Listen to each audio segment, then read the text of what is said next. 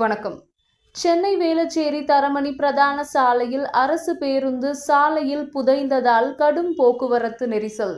கழிவுநீர் ஏற்று நிலையத்தின் வாயிலில் பள்ளம் தோண்டப்பட்டு பல ஆண்டுகள் சரிவர மூடாததால் சாலை குறுகி அடிக்கடி ஏற்படும் விபத்துக்கள். சென்னை வேளச்சேரி தரமணி இணைப்பு சாலை 100 அடி அகலமும் 4 கிலோமீட்டர் நீளமும் கொண்ட மிகவும் பிரதான சாலையாகும். இந்த சாலையில் தினமும் லட்சக்கணக்கான வாகனங்கள் சென்று வருகின்றன.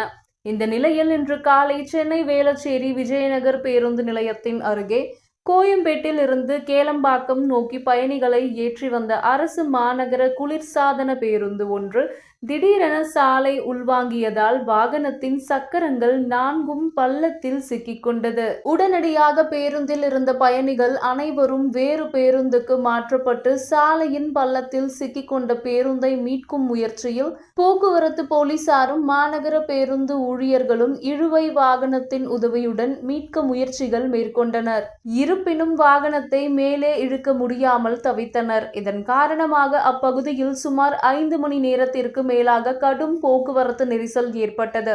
இதில் முதல் கட்டமாக போக்குவரத்து நெரிசல் காரணமாக சாலையின் ஓரமாக பேருந்து சென்ற பொழுது அருகாமையில் உள்ள கழிவுநீர் ஏற்று வாகனத்தின் வாயிலில் கழிவுநீர் கால்வாய் பழுது பார்ப்பதற்காக பள்ளம் தோண்டப்பட்டு சரிவர மூடாமல் பல ஆண்டுகளாக இருப்பதாகவும் இதனால் பேருந்தின் பாரம் தாங்காமல் சக்கரங்கள் சிக்கிக் கொண்டதாகவும் தெரிவித்தனர்.